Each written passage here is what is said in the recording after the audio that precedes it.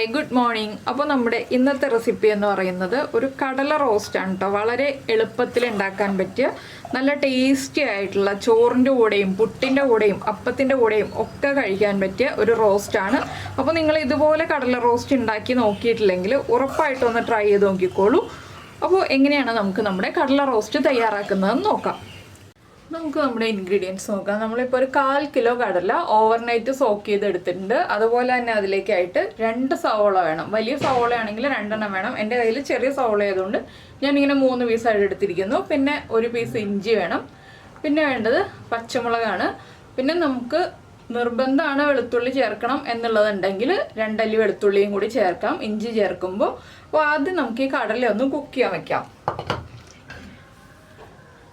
കടല മിനിമം 8 മണിക്കൂറെങ്കിലും സോക്ക് ചെയ്തെടുക്കുക. ഇല്ലെങ്കിൽ ഓവർനൈറ്റ് സോക്ക് ചെയ്യുകയാണെങ്കിൽ വളരെ നല്ലത്.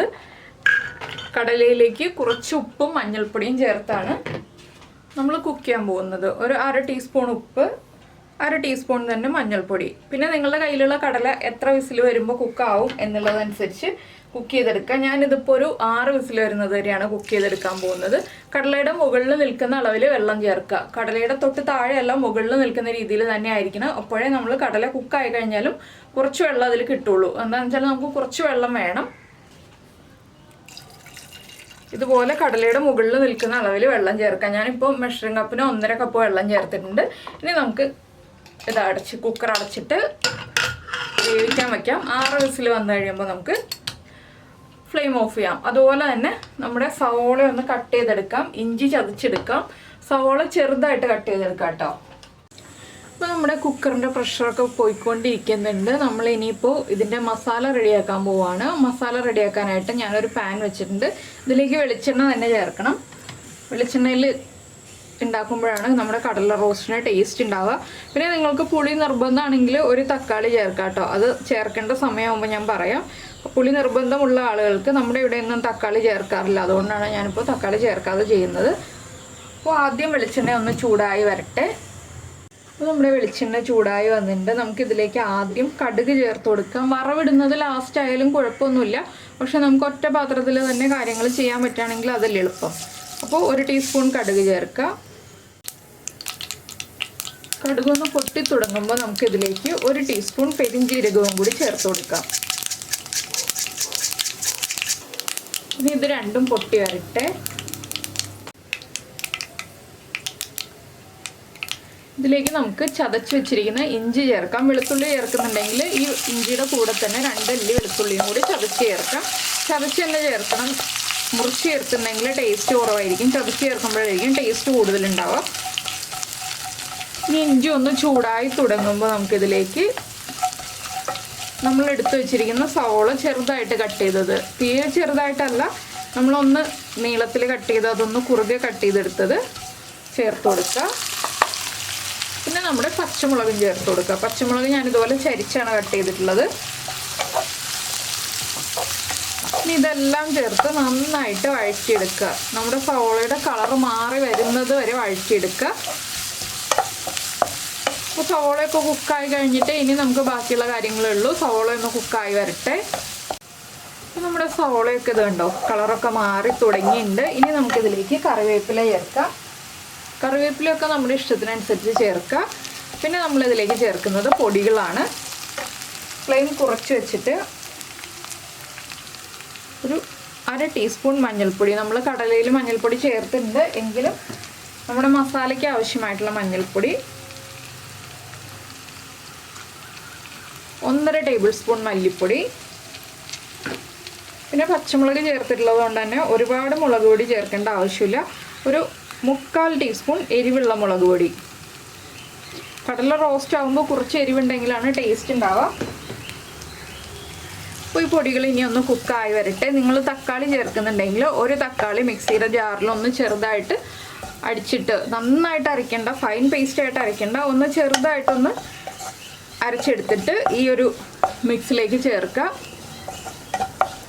1 തക്കാളിയിൽ കൂടുതലാവരുത് കേട്ടോ. 1 തക്കാളിയിൽ കൂടുതലായിട്ടുണ്ടെങ്കിൽ പുളി കൂടിപ്പോകും. അപ്പോൾ കഴിക്കാൻ ബുദ്ധിമുട്ടായിരിക്കും. ഇനി നമ്മുടെ പൊടികളൊന്ന് കുക്കായി വരട്ടെ. അതിനായിട്ട് നമുക്കൊരു എളുപ്പ വഴിയുണ്ട്. നമ്മൾ കടല വേവിച്ചപ്പോൾ കുറച്ച് വെള്ളം കൂടുതൽ ചേർത്തിട്ടുണ്ട്. കടലയിൽ കുക്കായി കഴിയുമ്പോൾ കുറച്ച് വെള്ളം വേണമെന്ന് ഞാൻ പറഞ്ഞിരുന്നു. അതിലെന്താണെന്ന് വെച്ചിട്ടുണ്ടെങ്കിൽ ആ വെള്ളമാണ് നമ്മൾ ഇപ്പോൾ ഇതിലേക്ക് കുറച്ച് ചേർത്ത് കൊടുക്കാൻ പോകുന്നത്, ഈ പൊടികളൊന്ന് കുക്കായി വരാനായിട്ട്. ഈ വെള്ളം ഇല്ലാന്നുണ്ടെങ്കിൽ തിളപ്പിച്ച വെള്ളം ചേർക്കുക, പച്ചവെള്ളം ചേർക്കരുത്. ഇതുപോലെ ഈ വെള്ളം ചേർത്ത് ഒന്ന് കുക്ക് ചെയ്തെടുക്കുക. അപ്പോൾ ഈ മസാലകൾ നന്നായിട്ട് കുക്കായി വരും. ഇതിനെ 1 മിനിറ്റ് ഒന്ന് ഇളക്കി കൊടുക്കുക. ഇപ്പോഴും നമ്മൾ ഈ ഒരു മസാലയ്ക്ക് ഉപ്പ് ചേർത്തിട്ടില്ല, കടലയിൽ ചേർത്ത ഉപ്പ് മാത്രമേ ഉള്ളൂ. നമുക്ക് ലാസ്റ്റ് ഉപ്പ് ചേർക്കാം. ആദ്യമേ ഉപ്പ് ചേർത്തിട്ടുണ്ടെങ്കിൽ ഉപ്പ് കൂടിപ്പോരുത്. അതുകൊണ്ടാണ് മസാല ഇതുപോലെ നന്നായിട്ട് കുഴഞ്ഞു വരുന്ന രീതിയിലായി വരണം. ഇനി നമുക്കിതിലേക്ക് കടലയും കൂടി ചേർത്ത് കൊടുക്കാം. ഈ വെള്ളത്തോടു കൂടി തന്നെ കടല ചേർത്ത് കൊടുക്കുക. ഇനി നന്നായിട്ട് ഇളക്കി മിക്സ് ചെയ്യുക. ഇളക്കി മിക്സ് ചെയ്തതിന് ശേഷം ഉപ്പും എരിവും ഒക്കെ ചെക്ക് ചെയ്യുക. എരിവ് കുറവാണെങ്കിൽ ഇനി കുരുമുളക് പൊടി ചേർക്കുക. അതുപോലെ ഉപ്പ് കുറവാണെങ്കിൽ ഉപ്പ് ചേർത്ത് കൊടുക്കുക. ഇനി നമുക്കിതൊന്ന് അടച്ചു വെച്ച് വേവിച്ചെടുക്കണം. എന്താണെന്ന് വെച്ചാൽ കടലയിലേക്ക് മസാല നന്നായിട്ട് പിടിച്ചു വരണം. അത്രയും സമയം നമ്മളിതൊന്ന് അടച്ചു വെച്ച് വേവിച്ചെടുക്കണം. ഇത് ചോറിൻ്റെ കൂടെ കഴിക്കാനും വളരെ നല്ലതാണ്, പുട്ടിൻ്റെ കൂടെയോ അപ്പത്തിൻ്റെ കൂടെയോ ഒക്കെ കഴിക്കാനും വളരെ നല്ലതാണ്. അപ്പോൾ നിങ്ങൾക്ക് ഏതിൻ്റെ കൂടെയാണോ നല്ല കോമ്പിനേഷനായിട്ട് തോന്നുന്നത് അതിൻ്റെ കൂടെ ചേർത്ത് കഴിക്കുക. അപ്പോൾ ഉണ്ടാക്കി നോക്കിയിട്ട് ഫീഡ്ബാക്കൊക്കെ അറിയിക്കാൻ മറക്കരുത്. അതുപോലെ തന്നെ നമ്മുടെ വീഡിയോ ഇഷ്ടമായിട്ടുണ്ടെങ്കിൽ ഒന്ന് ലൈക്ക് ചെയ്യാനും മറന്നു പോകരുത്. അപ്പോൾ ഇതൊന്ന് തിളച്ച് വരുമ്പോൾ നമുക്ക് ഉപ്പ് ചെക്ക് ചെയ്യാം. ഉപ്പ് കുറവാണ്, കുറച്ചുകൂടി ഉപ്പ് ചേർത്ത് കൊടുക്കാം. ഉപ്പ് ചേർത്തിട്ടുണ്ട്. ഇനി നന്നായിട്ട് ഇളക്കിയിട്ട് നമുക്കിതൊന്ന് അടച്ചു വയ്ക്കാം. അടച്ചു വെച്ച് ലോ ഫ്ലെയിമിൽ വെച്ചിട്ട് ഒന്ന് നന്നായിട്ട് ഈ മസാല കടലയിലേക്ക് പിടിക്കുന്ന രീതിയിൽ ഇടയ്ക്കിടയ്ക്ക് ഇളക്കി കൊടുക്കുകയും ചെയ്യുക തുറന്നിട്ട്. അപ്പോൾ നിങ്ങൾക്ക് ഇതിലേക്ക് ഇനിയിപ്പോൾ തേങ്ങ ചേർക്കണം എന്നുണ്ടെങ്കിൽ ഒരു 2 ടേബിൾ സ്പൂൺ തേങ്ങയും കൂടി ചേർത്ത് കൊടുക്കാം കേട്ടോ. കടല റോസ്റ്റിൽ തേങ്ങ ഇഷ്ടമാണെന്നുണ്ടെങ്കിൽ. അതുപോലെ തേങ്ങക്കൊത്ത് ചേർക്കണം എന്നുണ്ടെങ്കിൽ തേങ്ങക്കൊത്ത് നമ്മൾ കടുക് പൊട്ടിച്ച് കഴിയുമ്പോൾ തേങ്ങക്കൊത്തിട്ട് ഒന്ന് ചൂടാക്കി നന്നായിട്ട് കളർ മാറുന്നത് വരെ ഒന്ന് ചൂടാക്കിയതിന് ശേഷം വേണം ബാക്കി ഇഞ്ചി പച്ചമുളകൊക്കെ ചേർത്ത് കൊടുക്കാനായിട്ട്. തേങ്ങക്കൊത്ത് ചേർത്താലും നല്ല ടേസ്റ്റാണ്. അപ്പോൾ ഇതൊന്നും ചേർത്തില്ലെങ്കിലും ഇതുപോലെ ഉണ്ടാക്കിയാലും ടേസ്റ്റ് തന്നെയാണ്. തേങ്ങക്കൊത്ത് ചേർക്കുമ്പോൾ തേങ്ങക്കൊത്തൊന്ന് കടിക്കാൻ കിട്ടുന്നു എന്ന് മാത്രം. അപ്പോൾ ഞാനിത് അടച്ചു വയ്ക്കട്ടെ. അപ്പോൾ നമ്മുടെ കടലയിൽ ഉണ്ടായിരുന്ന ആ ഗ്രേവിയൊക്കെ വറ്റി വന്നിട്ടുണ്ട്. ഇനി നമുക്കിതിലേക്ക് ചേർക്കാനുള്ളത് നമ്മുടെ ഗരം മസാലപ്പൊടിയാണ്. 1 ടീസ്പൂൺ ഗരം മസാലപ്പൊടി ചേർക്കുക. ഇനി നമുക്കിത് ഒന്നുകൂടി ഒന്ന് ചേർത്ത് ഇളക്കി മിക്സ് ചെയ്യുക. അതിനുശേഷം സെർവ് ചെയ്യുക. ചൂടോടുകൂടി തന്നെ സെർവ് ചെയ്യുക. അപ്പോൾ ഇത് കണ്ടോ, നന്നായിട്ട് ഒരു കുഴഞ്ഞിരിക്കുന്ന പാകത്തിൽ, ഒരുപാട് ഡ്രൈ ആക്കി എടുക്കരുത്. ഒരുപാട് ഡ്രൈ ആക്കി എടുത്തിട്ടുണ്ടെങ്കിൽ നമുക്ക് ചോറിൻ്റെ കൂടെ മാത്രമേ കഴിക്കാൻ പറ്റുള്ളൂ. ഈ ഒരു പാകത്തിലാവുമ്പോൾ നമ്മൾ ഫ്ലെയിം ഓഫ് ചെയ്യുക. ചെറിയൊരു ഗ്രേവി ഉള്ള സമയത്ത്, ഇത്രയും ചെറിയ അളവിൽ ഗ്രേവി ഉള്ള സമയത്ത് നമ്മൾ ഫ്ലെയിം ഓഫ് ചെയ്യുക. ഇനി നമുക്കിത് ഒരു സെർവിങ് ബൗളിലേക്ക് മാറ്റാം. ഇത്രയേ ഉള്ളൂ നമ്മുടെ കടല റോസ്റ്റിൻ്റെ പരിപാടി. അപ്പോൾ നിങ്ങളെല്ലാവരും ട്രൈ ചെയ്ത് നോക്കും എന്ന് വിചാരിക്കുന്നു. ട്രൈ ചെയ്ത് നോക്കിയിട്ട് ഫീഡ്ബാക്കൊക്കെ അറിയിക്കുമല്ലോ. അതുപോലെ തന്നെ നമ്മുടെ ചാനൽ ആദ്യമായിട്ട് കാണുകയാണെങ്കിൽ നമ്മുടെ വീഡിയോ പ്രസൻറ്റ് ചെയ്യുന്ന രീതിയൊക്കെ ഇഷ്ടമായി എന്നുണ്ടെങ്കിൽ നമ്മുടെ ചാനലൊന്ന് സബ്സ്ക്രൈബ് ചെയ്ത് സപ്പോർട്ട് ചെയ്യണേ. സബ്സ്ക്രൈബ് ചെയ്യുന്നതിന് ഈ വീഡിയോയുടെ താഴെയുള്ള റെഡ് സബ്സ്ക്രൈബ് ബട്ടൺ ഒന്ന് ക്ലിക്ക് ചെയ്യുക. അതിൻ്റെ റൈറ്റ് സൈഡിലുള്ള ബെല്ലൈക്കണം ക്ലിക്ക് ചെയ്യുക. അപ്പോൾ ഓൾ എന്ന് പറഞ്ഞിട്ടൊരു ഓപ്ഷൻ കാണാം. ആ ഓളും കൂടി പ്രസ് ചെയ്തിട്ടുണ്ടെങ്കിൽ ഞാൻ എപ്പോഴും വീഡിയോ അപ്ലോഡ് ചെയ്യുമ്പോൾ നിങ്ങൾക്ക് നോട്ടിഫിക്കേഷൻ വരും. അപ്പോൾ നമുക്ക് നമ്മുടെ അടുത്ത റെസിപ്പിയുമായിട്ട് അടുത്ത ദിവസം വീണ്ടും കാണാം.